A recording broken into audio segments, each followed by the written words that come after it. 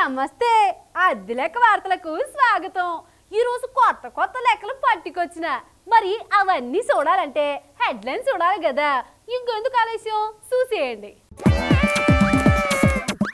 మోడీ రూట్లోనే మోడీకి షాక్, లైక్ల నుంచి అన్లైక్లకు మోడీ ఆయుధాస్త్రం. నేతల వీక్ పాయింట్ పై జనాల గురి, వారి వ్యాపార సామ్రాజ్యాలే టార్గెట్. సెటైర్లతో అదరగొడుతున్న బాలయ్య, ఎవరిపై వేశారో తెలియక తలలు పట్టుకున్న అభిమానులు. ఏం క్రమశిక్షణ నాయన మీది, సొన్నం రాజయ్యను అవమానించిన పోలీసులు. 9వ నెంబర్తో రాజుగారికి తప్పని తెప్పలో, అరెస్ట్ నుంచి చెంచల్గూడ దాకా వెంటాడిన నెంబరు.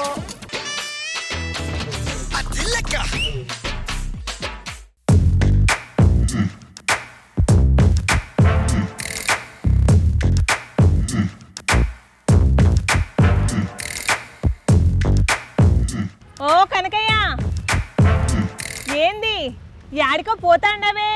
ఏం లేదు శిల్కమ్మ, ఇక బాపనాయన ఉన్నాడో లేదో అని ఇక చూసొద్దామని పోతున్నా. బాపనైనా అంటే అయ్యగారే కదా, ఇంతకీ ఆయనతో నీకేం పని? ఏం లే, శాంతి పూజ చేయాలంటే ఏమేం కావాలనో అడగనిక పోతున్నా. ఏంది నువ్వు శాంతి పూజ చేపిస్తావా? అగనయ్, నేనంటే ఎట్లా కొడుతున్నా పిల్ల, బ్యాన్ నోరు తెరిసేవి. నేను మనిషిని కాదా, ఇక నాకు భక్తి ఉండదా? ఉంటది ఉంటది, ఎందుకుండదు? రాత్రి తాగింది దిగకపోతే అట్లనే ఉంటది. ఓ శిల్కమ్మ, ఎట్లా అనిపిస్తున్నది పానము? నాకు బాగానే ఉందిలే, కానీ నీకే కింద మీద అయినట్టుంది, అందుకే అయ్యో దగ్గరికి పోతున్నావు. ఇక నువ్వేమని అనుకో పో శిల్కమ్మ. సరేలే, కానీ తమరు శాంతి పూజ చేయటానికి గల కారణం చెప్తారా కనకయ్య గారు? చెప్తా శిల్కమ్మ, అయినా నీకు చెప్పనా? చెప్పు. నాకు దోషం ఉన్నదంట, ఇక గా దోషం పోనీకనే ఇక ఈ పూజ చేపిద్దాం అనుకుంటున్నా. మంచిదే, గాని నీకు దోషం ఉందని ఎవరు చెప్పారు కత్తి? ఇంకొకరు పిల్ల, మన బాలయ్య బాబు.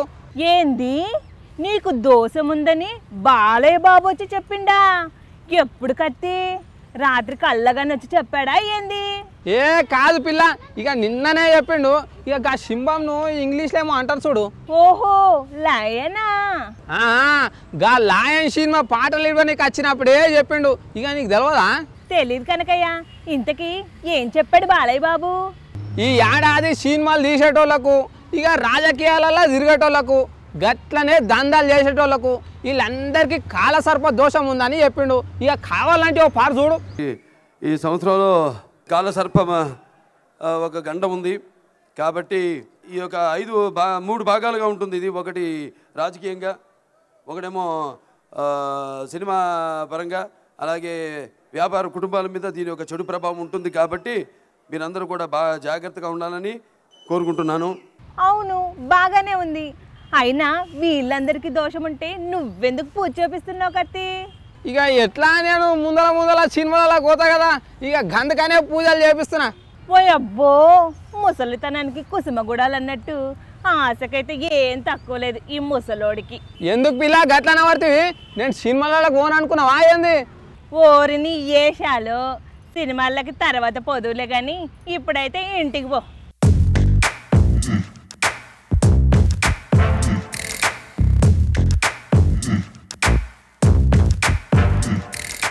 రాజకీయ నాయకులపై నిరసన వ్యక్తం చేయాలంటే ధర్నా చేయటమో, ఆందోళన చేయటమో, లేదంటే తీవ్ర స్థాయిలో విమర్శ చేయటమో లాంటివి చేస్తుంటారు. రాజకీయ నేతల్లో, కార్యకర్తల్లో, లేదంటే సామాన్యుల్లో ఇలాంటివి చూస్తుంటారు. మరి కొత్త తరం తమ నిరసనల్ని ఎలా చేశారో మీరే చూడండి. దేశవ్యాప్తంగా విపరీతంగా ఆదరణ ఉన్న నేతల్లో ప్రధానమంత్రి మోడీ ముందుంటారు.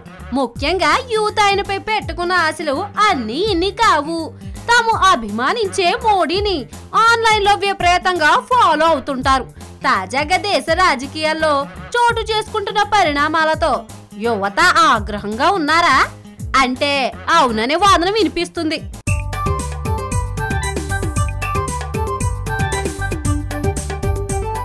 దేశవ్యాప్తంగా చోటు చేసుకుంటున్న పరిణామాలతో దాదాపు 1,00,000 మంది వరకు లైక్ చేసి మోడీ ఫేస్బుక్ యూజర్లు తాజాగా అన్లైక్ చేసి తమ అసంతృప్తిని బయటపెట్టారు. పెరిగిన రైతుల ఆత్మహత్యలు, భూసేకరణ బిల్లు వివాదంతో ఈ పరిస్థితి ఏర్పడిందని చెబుతున్నారు.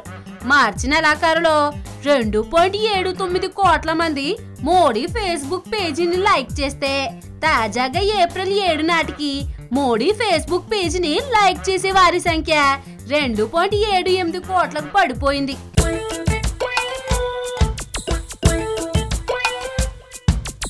ప్రభుత్వ విధానాలపై తమకున్న అసంతృప్తిని పలువురు తమ అన్లైక్ ద్వారా చెబుతున్నారన్నదానికి ఇదే సాక్ష్యమని పలువురు చెబుతుంటే దాన్ని ఖండిస్తూ బీజేపీ నేతలు మాత్రం సర్దుబాటు మాటలు చెబుతున్నారు.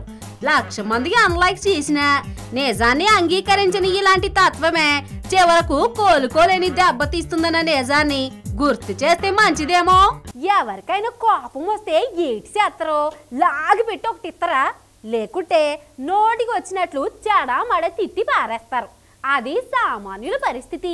మరి రాజకీయ నాయకుల చేతలు మాటలపై జనాలకు ప్రతిపక్ష నేతలకు కోపం వస్తే ఏటి చేస్తారు?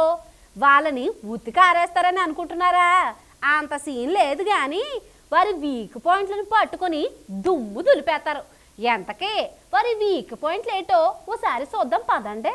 ఆ మధ్య కాంగ్రెస్ పార్టీ పరిస్థితిపై హస్తగతం అనే పథకాన్ని ప్రచురించి టీవీ ద్వారా ప్రసారం చేయగానే కాంగ్రెస్ వాళ్ళు జగన్ పై విరుచుకుపడ్డారు.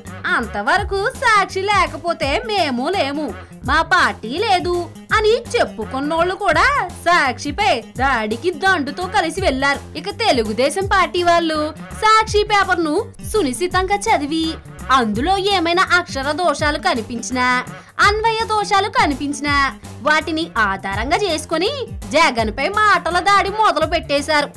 అలా సాక్షి జగన్ కు ఒక వీక్ పాయింట్ అయ్యింది.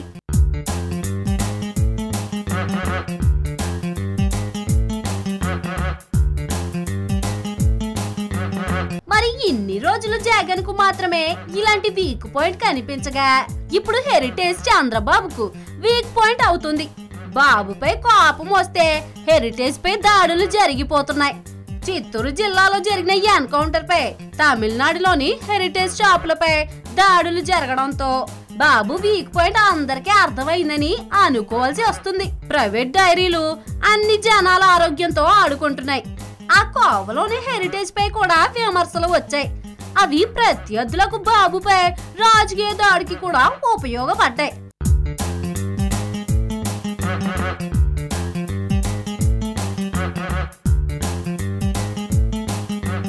హెరిటేజ్ డైరీలో మెజారిటీ వాటా నారా ఫ్యామిలీది అని తెలిసాక ఆ డైరీ ప్రొడక్ట్స్ ను కొనని వాళ్ళు, కొనము అని తెగేసి చెప్పేవాళ్ళు కూడా దండిగా ఉన్నారు. ఒకవేళ ఆ డైరీ బాబు ఫ్యామిలీది కాకపోతే వాళ్లకు దానిపై ప్రత్యేకమైన వివక్ష లేదు. రాజకీయ నేతలు జనాల కళ్ళెదుట వ్యాపార సామ్రాజ్యాలు స్థాపిస్తే ఇలాగే ఉంటుంది పరిస్థితి. వీటితో లాభాలు కొన్ని ఉన్నా నష్టాలు ఉండనే ఉంటాయి. నేను తొడగొట్టానంటే ఆ సౌండ్కే గుండాయి సత్తావురా నువ్వు అంటూ సినిమాలో ప్రత్యర్థులు హడలెత్తించే బాలకృష్ణ నిజ జీవితంలో కూడా జనాన్ని హడలెత్తిస్తున్నారట. సారు వదిలిన డైలాగులకు అందరికి దెమ్మ తిరిగి మైండ్ బ్లాక్ అయినంత పని అయిందంటే నమ్మండి. ఓసారి మీరు చూడండి. ఇందులో చాలా ఉన్నాయి మళ్ళీ. ఏది ఏది రారా రా రా రా రో రా రే రా రే రా రా రా రే రో రా రా రా రా రా. ఒక్క రాలా ఎన్ని రాళ్ళు ఉన్నాయి ఇందులో? ఎన్ని రాళ్ళు ఉన్నాయి? ఏం రాని పిలవాల్సి వస్తుంది ఇప్పుడు. అలీ సరే, ఇందులో ప్రతి రాకి ఒక అర్థం ఉంది. లయన్ ఆడియో వేడుకల్లో బాలకృష్ణ ఎప్పటిలానే తనదైన శైలిలో మాట్లాడి అభిమానుల మనసులు దోచుకునే తంటాలు పడ్డారు. అక్షరంతో ఉంది. నిన్ను నిన్ను నన్న నీనే, నే నిన్న నిన్నన్న నన్న నీన నానేనా, నిన్ను నీ నా నన్ను నన్ను నన్నాను నన్నాను నన్నాను నన్నానా. ఇలా నాలో నువ్వు చెప్తా. నీకు కూడా ఇచ్చానుగా ట్యూషన్లో, క్లాసులు తీసుకున్నాను ఫ్రీగా. తన సినిమా గురించి మాత్రమే కాకుండా శాసనసభ్యుడిగా తన బాధ్యతల గురించి కూడా మాట్లాడిన బాలకృష్ణ ఓ పవర్ఫుల్ డైలాగ్ వదిలారు. ఓసారి వినండి. అదే ఏంటంటే, ఎన్ని చిట్టెలుగులు వచ్చినా, ఎన్ని చిరుతుపుల్లలు వచ్చినా ఏమైందో తెలుసు. మన జోలికి వస్తే మాడి మసైపోతారు. ఏంది ఎన్ని సిట్టెలుకలు వచ్చినా ఎన్ని చిరుతుపులు వచ్చినా ఏమైపోయారో తెలుసు. మన జోలికొస్తే మాడి మసైపోతారంట. అబ్బో సారు దెబ్బకి నిజంగానే మాడి మసైపోయేలా ఉన్నారుగా. ఇంకో డైలాగ్ కూడా విందాం, ఓసారి చూడండి. అంతేగాని ఏదో కాలంతో పాటు గాలిలో పరిగెత్తే వాడు మీ నందమూరి బాలకృష్ణ కాడు అని మీ అందరికీ తెలియజేసుకుంటున్నాను. ఆహా, కాలంతో పాటు వెళుతుంటాను నేను, అంతేకాని గాలిలో వెళ్ళను.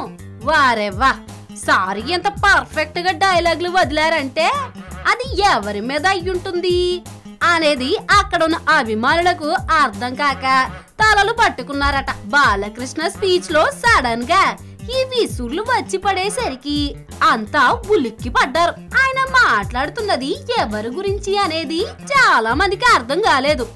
అయితే ఫేస్బుక్, ట్విట్టర్ లో ఈ పజిల్ డీకోడ్ చేసిన వారు బాలయ్య కామెంట్ చేసింది జూనియర్ ఎన్టీఆర్ గురించేనంటూ అప్పుడే రోమర్లకు తెరదీశారు. ఆయన మరి నా స్టైల్లో సినిమా ఎలా ఉండాలో చక్కగా బ్రహ్మాండంగా మలిచి ఆ డైలాగులను వింటున్నారుగా. వదలనా? వినండి. భగవద్గీత యుద్ధానికి ముందు వినపడుతుంది, విని మారకపోతే చచ్చాక మళ్ళీ వినిపిస్తుంది. యుద్ధానికి ముందు వింటావా, చచ్చాక వింటావా? నేను ఒకటి కలుద్దామని ఫిక్స్ అయితే వాడి పెరట్లో పెరిగే మొక్కైనా, వాడి వాకిట్లో మరిగే కుక్కైనా, లేకపోతే వాడి చుట్టూ వాడిని కాపలా కాస్తున్న వాళ్ళైనా, లేకపోతే వాడు నిద్రపోతున్నప్పుడు కనే కలైనా నా కంట్రోల్లోకి రావాల్సిందే. Don't forget I am from CBI. చాలా కాలంగా బాబాయ్ అబ్బాయిల మధ్య సత్సంబంధాలు లేని సంగతి అందరికీ తెలిసిందే కదా. ఆ మధ్య ఏ వేడుకల్లో అయినా కలిసి కనిపించిన ఇద్దరు ఈ మధ్య అసలు కలిసే కనిపించడం లేదు. కనీసం కుటుంబానికి చెందిన వేడుకల్లో కూడా ఇద్దరు కలిసి పాల్గొనడం లేదు. తెలుగుదేశం పార్టీకి చంద్రబాబు నాయుడికి ఎదురు వెళ్లిన జూనియర్ పై నందమూరి అభిమానుల్లో ఒక వర్గం గుర్రుగా ఉంది. దీనిని బట్టి బాలయ్య కామెంట్ చేసింది ఎన్టీఆర్ ని అనే టాక్ వినిపిస్తుంది. మరి బాలయ్య ఎవరి గురించి మాట్లాడారనేది ఆయనకే తెలియాలి. ఎందుకంటే సినిమా చేసి చాలా అలసిపోయాను నేను. ఈ సినిమాలో చాలా షేడ్స్ ఉన్నాయి.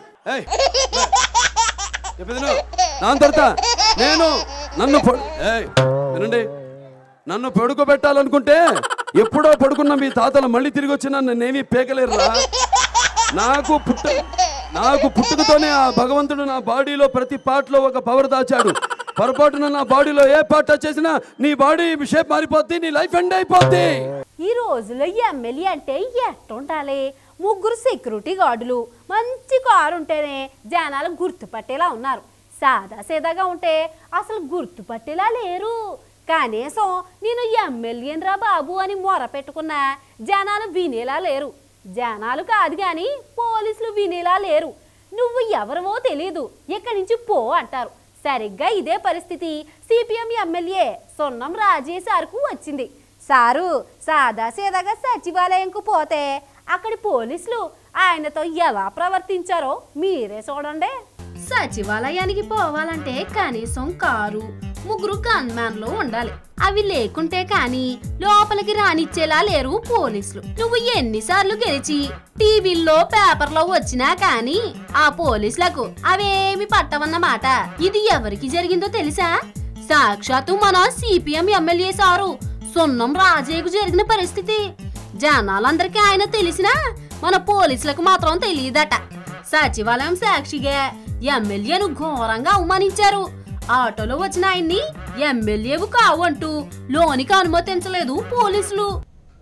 ముఖ్యమంత్రి గారి కార్యాలయంలో మన అదనపు కార్యదర్శిగా ఉన్నటువంటి భూపాల్ రెడ్డి గారిని కలవడానికి నేను ఒక బాంబు బ్లాస్ట్లో అంగవికలుడైనటువంటి కుర్రవాడి విషయం మాట్లాడటానికి ఆటోలో వస్తున్న క్రమంలో ఎంట్రన్స్ గేట్లో పోలీసులు అతి దౌర్జన్యంగా ఎమ్మెల్యే అంటే కారు ఉంటుంది కానీ అంగు ఆర్పాటు ఉంటుంది కానీ ఎమ్మెల్యే అంటే గ్యారంటీ ఏంటని చెప్పేసి నేను ఎమ్మెల్యేనని కార్డు చూపించిన వినకుండా బాగా అతిగా ప్రవర్తించేది సరైంది కాదు. ఎందుకంటే అసెంబ్లీ ప్రిమిసెస్లో కానీ సెక్రటేరియట్లో కానీ ప్రభుత్వం అవసరమైతే ఒక తెలిసినటువంటి అటెండర్ను ఒక ఆఫీసర్ని వేసి చూపించాలి తప్ప ఎమ్మెల్యే అంటే ఆర్పాటం అంగు ఆర్పాటం ఉండాలా?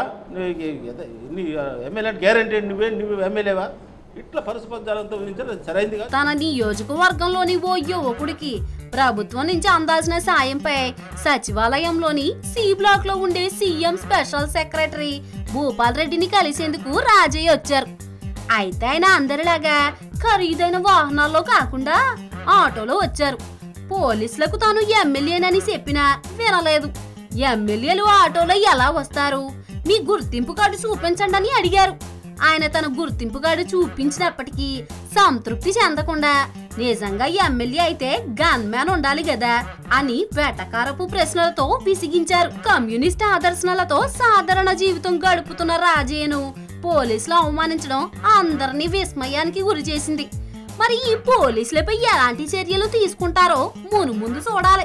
అంతర్జాతీయంగా పేరొందిన వ్యక్తి, భారత ఐటీ రంగంలో మేరు నగదీరుడిగా చెప్పుకునే వ్యక్తి, కటకటాల వెనక్కిపోవడం, పెద్ద కంపెనీ కూసాలు కదిలిపోవడం అందరికీ తెలిసిందే కదా. ఎంతకీ ఆయన పేరు చెప్పనే లేదు కదా. ఇంకెవరు, మన సత్యం రామలింగరాజు సారు. పాపం ఆయన్ని ఫస్ట్ నుంచి ఓ నెంబర్ వెంటాడి వేధిస్తుందట.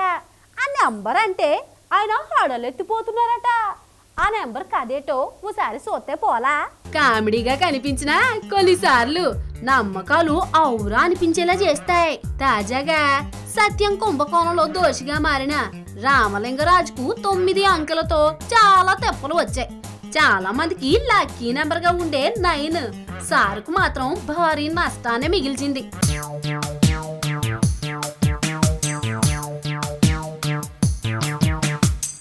సత్యం కుంభకోణంలో సారు అరెస్ట్ అయ్యింది 2009 జనవరి 8వ నెల. ఈ తేదీ మొత్తాన్ని కలిపితే చివరగా వచ్చేది 9వ నెంబరు. సంవత్సరంలోనూ 9 ఉంటుంది. ఇక ఆయన అరెస్ట్ అయ్యే నాటికి ఆయన ఇంటి నెంబర్ కూడా 9ఏనట. ఇక సారును జైలుకు తీసుకుపోయిన కారు నెంబర్ కూడా 9. తుది తీర్పు విషయంలో 2 సార్లు వాయిదా పడినా చివరకు దోషి అని నిర్ధారిస్తూ జైలు శిక్ష, భారీ జరిమానా పడింది కూడా 9వ తేదీనే. పాపం సారును 9వ నెంబరు వెంటాడి వేధిస్తున్నట్లుంది కాబోలు. అది లెక్క ముగించే ముందు హెడ్లైన్స్ మరోసారి. మోడీ రూట్ లోనే మోడీకి షాక్, లైక్ల నుంచి అన్లైక్లకు మోడీ ఆయుధాస్త్రం. నేతల వీక్ పాయింట్ పై జనాల గురి, వారి వ్యాపార సామ్రాజ్యాలే టార్గెట్. సెటైర్లతో అదరగొడుతున్న బాలయ్య, ఎవరిపై వేశారో తెలియక తలలు పట్టుకున్న అభిమానులు. ఏం క్రమశిక్షణ నాయన మీది, సొన్నం రాజయ్యను అవమానించిన పోలీసులు. 9వ నెంబర్తో రాజుగారికి తప్పని తెప్పలో, అరెస్ట్ నుంచి చెంచల్గూడ దాకా వెంటాడిన నెంబరు. ఇది వాటి లెక్కలు. మరిన్ని లెక్కలతో మళ్ళీ కలుస్తా. అంతవరకు సెలవు. దండాలే.